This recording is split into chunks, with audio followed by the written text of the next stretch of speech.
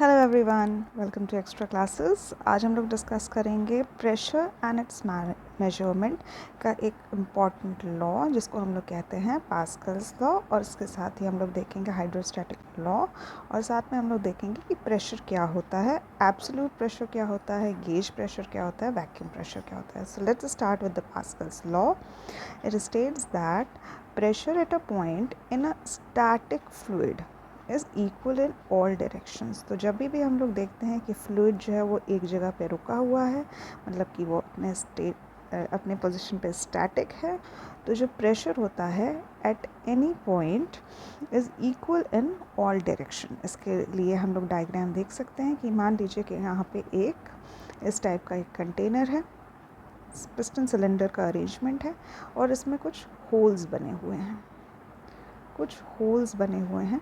तो जैसे ही हम प्रेशर अप्लाई करेंगे और वाल्व्स को हटा देंगे, अगर ये वाल्व से कनेक्टेड होता और वाल्व्स हम लोग हटा देते और यहाँ पे प्रेशर अगर हम लोग क्रिएट करते, तो हर वाल्व्स के हटने के बाद यहाँ पे हमें इक्वल प्रेशर मिलता. मतलब कि अगर यहाँ पे F है तो ये भी F होता, ये भी F होता, ये भी F होता. That means कि pressure in all directions, suppose this is X, Y and this is Z, so pressure in X direction is equals to pressure in Y direction is equals to pressure in Z direction. इस तरह से ये होता है हमारा Pascal's law. Next जो important law है pressure and it's measurement में, वो है हाइड्रोस्टैटिक लॉ. अगेन जो वाटर है वो हमारा स्टैटिक स्टेट में है, मतलब कि एक जगह पे रुका हुआ पानी है. इसकी स्टेटमेंट है the rate of increase of pressure in vertical direction is equal to the weight density of the fluid at that point. तो अगर हम लोग देखें कि प्रेशर एट अ पॉइंट हो जाएगा हमारा इसके वेट डेंसिटी के बराबर. Weight density. Now what is this weight density? Weight density का मतलब होता है कि जो हमारा स्पेसिफिक वेट है इनटू में जो उसकी हाइट है, जिस हाइट पे हम लोग प्रेशर को मेजर कर रहे हैं फ्री सरफेस पे. अगर ये फ्री सरफेस है हमारा, तो यहाँ से इस पर्टिकुलर पॉइंट की जो हाइट है और प्लस जो उसका डेंसिटी इंटू जी इंटू में एच, ये हो जाएगा हमारा प्रेशर. इसके साथ ही अगर फ्री सरफेस पे कुछ प्रेशर लग रहा है पी नॉट के बराबर, तो इसकी वैल्यू हो जाएगी प्लस पी नॉट.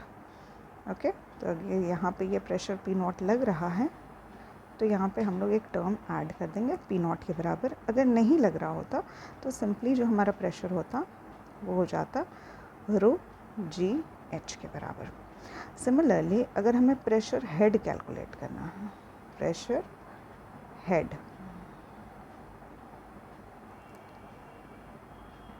तो सिंपल जो हमारा प्रेशर का फॉर्मूला आया है रो जी एच, प्रेशर हेड में क्या होता है कि ये P अपॉन में रो जी हो जाता है, यानी कि H के बराबर, हो जाता है. तो this is all about Pascal's law and hydrostatic law. Next हम लोग देखते हैं एब्सोल्यूट और गेज प्रेशर क्या होता है.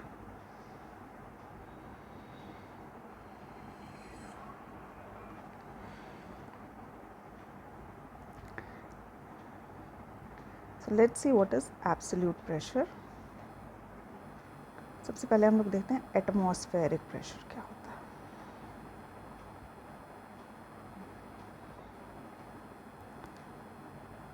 What is atmospheric pressure? तो एटमॉस्फेरिक प्रेशर की जो वैल्यू होती है वो होती है 1.1043 इंटू 10⁵ न्यूटन पर मीटर स्क्वायर, या फिर और 10.3 मीटर ऑफ वाटर, या फिर और 76 centimetre of Hg, which is mercury.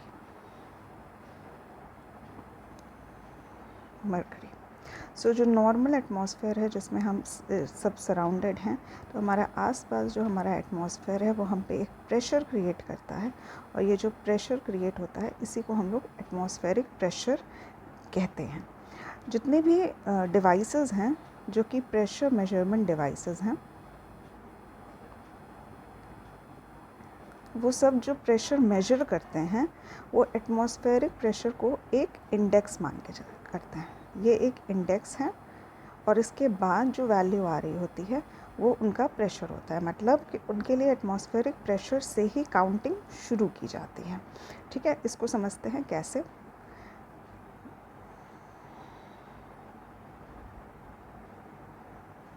Suppose ये जो 10.3 मीटर है या फिर 1.1043 इंटू 10⁵ है, इसको हम लोग एक इंडेक्स लाइन मान लेते हैं। मतलब कि अगर ये हमारा ज़ीरो लाइन है,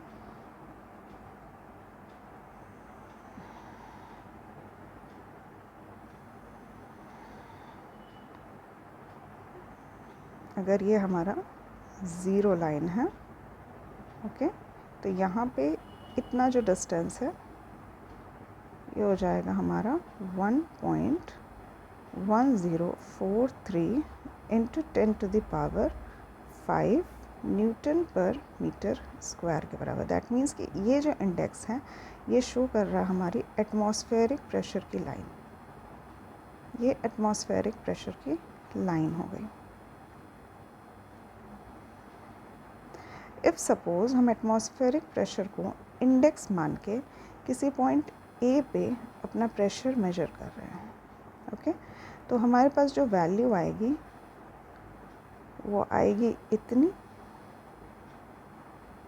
क्योंकि हमने यहाँ से मेजरमेंट शुरू किया है। तो ये जो वैल्यू आएगी ये होगा हमारा गेज प्रेशर।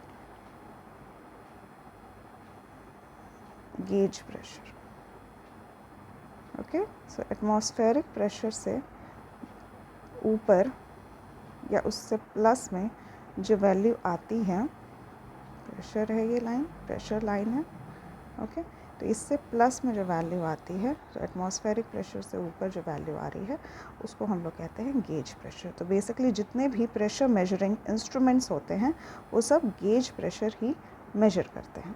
सिमिलरली अगर नेगेटिव वैल्यू आ रही है, सपोज़ पॉइंट बी पे नेगेटिव वैल्यू आ रही है और हमारे पास कुछ ये वैल्यू आ रही है, ओके, एटमॉस्फेरिक प्रेशर से कम वैल्यू आ रही है। मैं यहाँ पे लिख भी देती हूँ। मान लीजिए यहाँ पे 1.1043 था और यहाँ पे वैल्यू आ रही है 2.2043, ओके, तो ये यहाँ पे इस तरह की वैल्यू आ रही है। और अगर आपकी वैल्यू आ रही है 0.703, तो यहाँ पे ये इससे नीचे आएगी, तो ये यहाँ पे ये हो जाएगा हमारा वैक्यूम प्रेशर। एटमॉस्फेरिक प्रेशर से कम वैल्यू हो जाती है हमारी vacuum pressure, okay.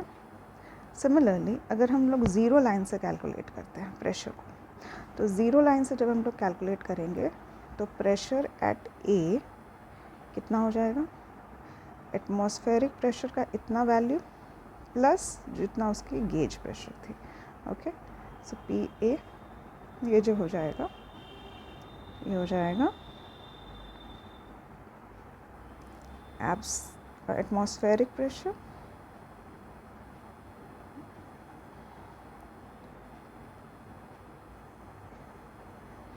Plus gauge pressure,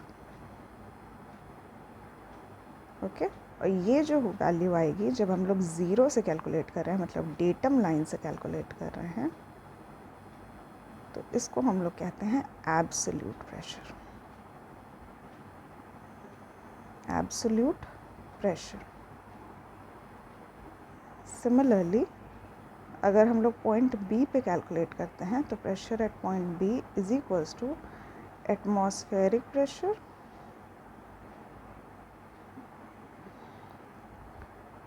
minus vacuum pressure, ये हो जाएगा हमारा absolute pressure at point B.